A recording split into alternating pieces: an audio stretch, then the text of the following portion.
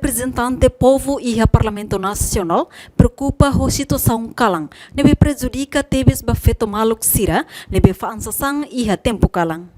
Deputada bancada CNRT, Virginia Anabela, considera feto sedag bela livre totalmente, onde hala o sirenia atividade, liu e a tempo calang, tamba fo perigo ba sirenia vida.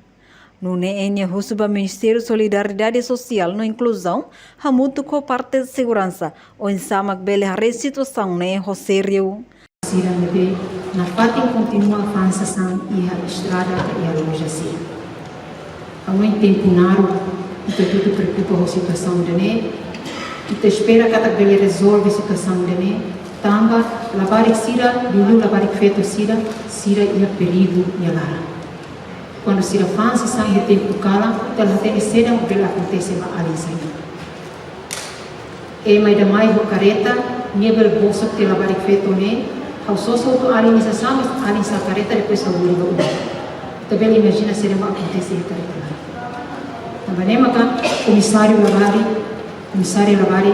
Ministério Solidariedade Social favor de tal atenção na situação dele, serviço a muito com ele para depois organiza de dia aliança. Tu irmã a participação do Ministério Público, a tu imputa a responsabilidade criminal da Ministra da Saúde, onde vai início crime, participação econômica e negócio, ou crime de sexualidade.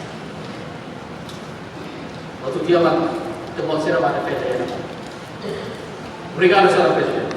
Reportagem Melda Fátima, Televisão Timor-Post. Janela informação ba Emma Hoto. Atu atena informação atual diagliu kita halua. Haneha botão subscribe, like, halo comentário no faz botão ba media social Hoto.